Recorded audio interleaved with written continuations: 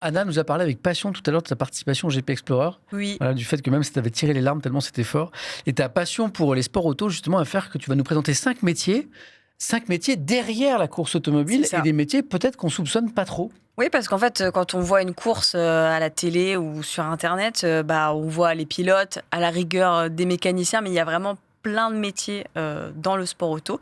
Donc, je vous en ai trouvé 5 dont je vais vous parler. Trop bien. Donc, on va commencer par le métier d'ingénieur de piste. En général, c'est les gens qui sont près de la piste avec un casque sur les oreilles, voilà, comme Alors ça, justement, c'est très mystérieux pour moi parce que je les vois, je ne sais pas bien ce qu'ils font. Oui. Ouais. Et donc, eux, ils sont en contact et avec l'équipe et avec le pilote. Et en gros, l'ingénieur de piste, c'est celui qui est responsable de la performance de la voiture parce qu'en gros, il reçoit les communications du pilote. Ouais. Il enregistre les informations et après, s'il y a des réglages à faire, il les transmet à l'équipe technique qui après fait les réglages sur la voiture en fonction de ce que le pilote veut ou a besoin pour la voiture. Un peu le chef d'orchestre. Voilà. Donc sa relation avec le pilote, elle est essentielle, quoi. C'est là où on voit des discussions parfois. Parfois, il y a des petits moments de tension. Les pilotes de F1, c'est qu'ils s'énervent un petit peu quand la voiture marche pas comme ils veulent. C'est l'ingénieur qui reçoit les plaintes. C'est ça. Donc son rôle, il sert à analyser donc les données qu'il reçoit via les capteurs de la voiture et les impressions du pilote.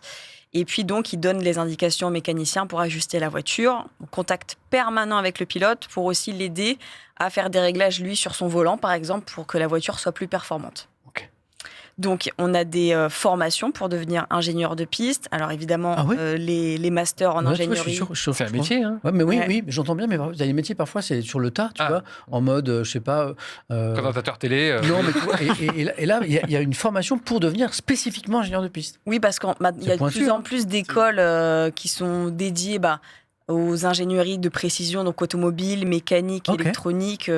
Il y a, par exemple, je pense à l'Estaca, qui est une grosse école où on peut faire de la mécanique auto, enfin de l'ingénierie auto, les avions et tout. Enfin, c'est vraiment devenu hyper pointu. Okay. Et évidemment, dans tous ces métiers, c'est bien aussi d'avoir de l'anglais pour travailler dans le sport auto, de bien savoir parler anglais, parce qu'on est souvent sur des compétitions...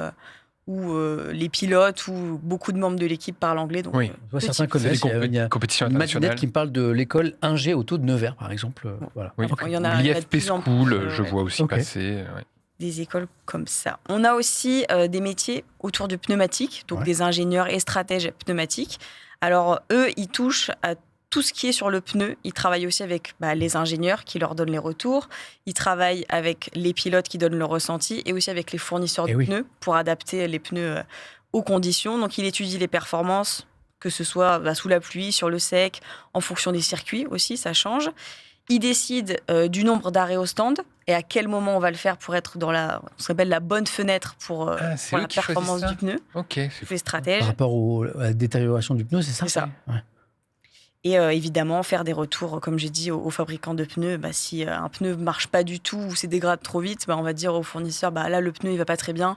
Il faudrait peut-être améliorer la composition pour changer ça. Et là, il y a une formation aussi ? Oui. Type ingénieur ? Oui, c'est ça. Génie aussi mécanique automobile. Et on peut en plus avoir des diplômes en physique ou sciences des matériaux. Et une formation en analyse des données et simulation aussi qui peut...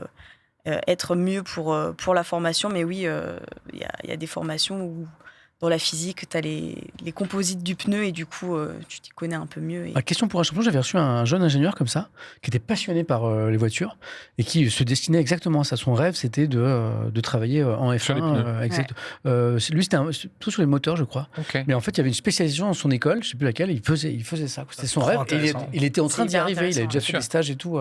Après, est-ce qu'il y a beaucoup de place dans ce genre de métier ou pas, où il faut être le meilleur. Je sais qu'il y a je ne sais pas si je peux le dire, mais il y a un manufacturier de pneus français qui avait lancé une sorte de concours pour recruter en plus dans les métiers du développement de pneumatiques et tout. Donc oui, je pense que ça recrute pas mal. Ouais, mais il n'y a peut-être pas énormément de demandes. Ah si, quand même. Remarque, c'est vrai que c'est des métiers qui font un peu rêver quand même aussi. Ouais. Y a quand même, non, mais je me dis, en fait, j'ai du mal à me dire ma vocation, c'est d'aller... c'est hyper précis, quoi. Ouais, c'est ça, c'est très précis. Donc, non, mais c'est cool qu'il y ait plein de biais comme ça pour y accéder. Bien sûr. Ensuite, on a le rôle de mécanicien. Alors, c'est une des personnes les plus importantes dans les équipes de sport auto parce que c'est les mécaniciens qui touchent à la voiture. Les ingénieurs, les pilotes, en général, ne touchent pas à la voiture. Il faut vraiment être mécanicien pour toucher à la voiture. Donc, ils s'occupent d'assembler, de démonter les pièces, de faire les réglages, les vérifications, aussi un peu de voir si la pièce l'usure pour la changer avant qu'elle casse, quoi, c'est toujours mieux. Ils participent aux arrêts au stand, ils changent les pneus, ils remettent de l'essence, ils sont prêts à réparer des pièces. On voit souvent avec des bouts de scotch les mécanos pendant les arrêts au stand en F1 ou dans d'autres compétitions. Ouais, c'est une question que j'avais, ça. Est-ce que est-ce qu'il y a des gens qui sont préposés aux arrêts au stand pour changer les pneus, ou c'est souvent des mécaniciens qui bossent aussi sur la voiture En gros, ils ont à peu près tous la même formation, mais chacun a son rôle quand même dans l'équipe pendant la course. T'as celui qui va mettre l'essence, c'est son rôle, quoi, tu vois. Celui entre qui la va GT et la F1, ça doit évidemment forcément beaucoup changer, parce qu'il y a beaucoup de monde en F1 qui n'a pas forcément... J'ai deux infos intéressantes dans le chat. Étienne, tout à l'heure, disait c'est quand même ultra spécifique. Par exemple, comment se projeter à être ingénieur spécialisé pneumatique en F1 ? Il y a une réponse intéressante de Cald. Dans le domaine automobile, tu peux passer d'un domaine à l'autre assez facilement. Je suis passé de la liaison au sol au contrôle moteur, par exemple. Donc ça veut dire qu'une fois que tu es dans cet univers-là, tu touches quand même un peu à tout. Il y a beaucoup de communication et tout le monde travaille un peu ensemble. Et il y a Rilou, 99, c'est ça qui est fou sur Twitch, c'est que toujours des gens concernés, même sur les trucs trop pointus. J'ai fait une école d'ingénieur. À travers mes stages, je me suis orienté vers le sport auto. C'est vraiment un métier génial avec beaucoup de pression, mais un vrai esprit d'équipe. Oui, c'est ça. C'est vraiment... en fait, c'est des moments où vraiment tu passes une semaine, tous les jours, toute la journée avec les mêmes personnes, puisque tu pars en déplacement sur les courses. Donc, vous l'avez vécu ça un peu à travers le GP Explorer, cette ambiance-là. Oui, c'était le but aussi, c'était d'avoir l'expérience de vrais pilotes, presque des petits pilotes de Formule 1. Hein. C'était ça l'objectif. Mais c'est vrai que c'est un domaine dans lequel justement il y a énormément de gens qui font des choses différemment, mais qui ont tous un but clair et commun. C'est ça. Gagner la course. Ou en tout cas finir le plus haut possible. Donc du coup, c'est cool, même pour la récompense et pour célébrer ensemble, quoi. C'est un objectif clair. Du coup, les formations pour devenir mécanicien, on a des CAP, évidemment, de maintenance de véhicules, où on peut prendre des options, voiture particulière ou voiture de compétition. Ah, ok. Des bacs pro maintenance de véhicules automobiles, avec spécialisation compétition qui est possible. BTS moteur à combustion interne ou BTS maintenance de véhicules. On a plein d'écoles maintenant qui sont spécialisées dans les sports mécaniques. Et des certifications aussi en mécanique de haute performance pour le sport automobile. Donc il y a vraiment des trucs très ciblés, des formations très ciblées pour le sport auto. On va parler ensuite du rôle de aérodynamicien. Oula, donc en soufflerie. On est très pointu, puisque, alors évidemment, on peut travailler avant la conception de la voiture, mais la voiture en sport auto, elle peut être amenée à être modifiée. Donc même si la voiture est sortie d'usine, on continue toujours à travailler dessus pour pouvoir l'améliorer, pour pouvoir... Et puis souvent, il y a des différences entre la théorie et ce qui se fait en vrai. Il y a toujours des réglages à faire sur la voiture aussi, en fonction des circuits, des circonstances de course, etc. Donc l'aérodynamicien, il est toujours là, prêt à récolter les données pour améliorer la voiture. C'est un métier aérodynamicien. Ouais, j'avais pas le terme non plus.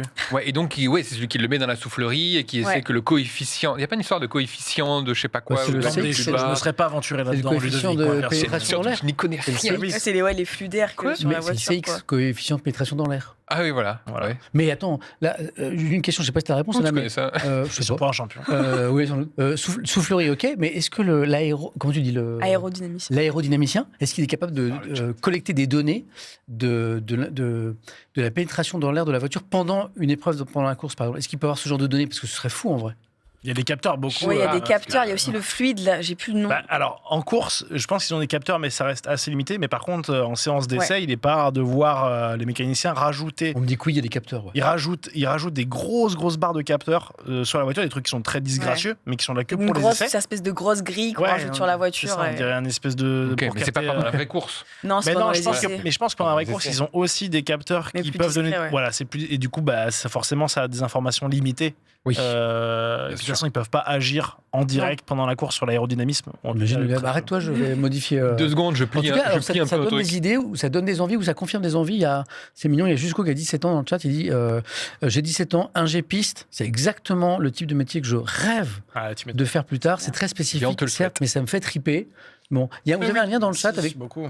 La régie qui sont sur les chapeaux de roue. Très fort. Ils ont ça, donc ça c'est des capteurs, mais après ils ont aussi comme tu disais, le liquide, un fluide fluo qui permet de visualiser réellement le flux d'air. Ils le mettent juste en sortie des stands. je sais pas c'est quoi comme composé, mais en tout cas, c'est vrai qu'ils ont le temps de faire un tour. De l'uranium. Ouais, et le fluide, il évolue en fait en fonction de l'aérodynamisme, et du coup, quand il rentre... Moi, j'utilise ça à la maison, le matin, pour optimiser mon trajet salle de bain, cuisine. Toilette. D'abord, petit virage toilette avant, hop là. Ça dépend des sessions. Ça dépend des sessions, mais le matin, moi, mon parcours est optimisé et j'ai fait appel à ce genre de technologie. Un aérodynamicien. Top, exactement. Quoi. Donc, j'ai très aérodynamique. Voilà. Optimiser le trajet. Exactement. Je vous montrerai la vidéo. Café toilette. Hâte de voir ça. Donc on avait... Effectivement, en temps, il y a un arrêt au stand. Pardon.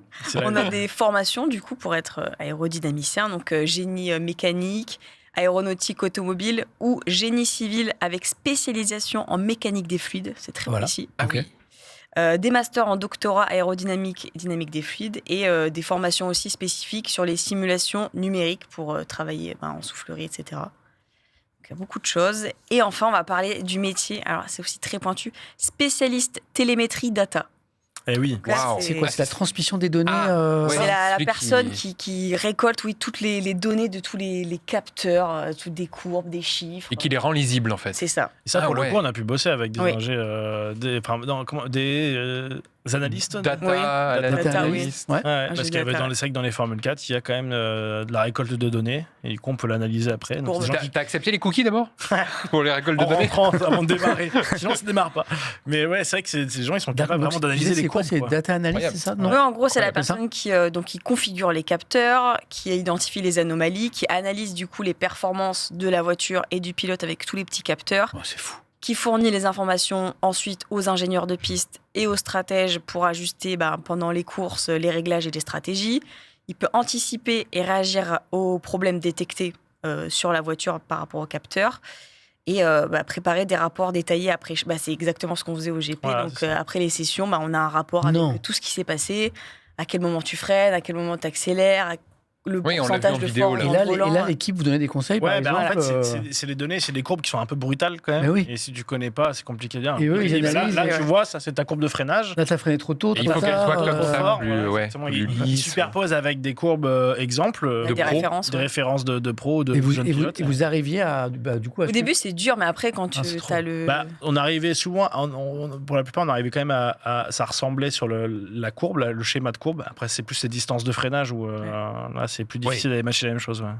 Un dernier message, tu vois, parce qu'il y a plein de gens qui se sentent très concernés par notre échange. Le QU de U. Pardon, QU. Ça va, Samuel? On te dérange? Avec un K, déjà. Clippé. C'est tellement inspirant. Personnellement, je suis actuellement en aéronautique pour Dassault. Et mon objectif est d'intégrer une équipe de sport auto, que ce soit F1, Endurance ou MotoGP. Let's go! On souhaite le meilleur. On te le souhaite. Mais c'est fou comment on sent de la passion dans cet univers. Enfin, tu vois, c'est du sport automobile. C'est incroyable. Pour le coup, ouais.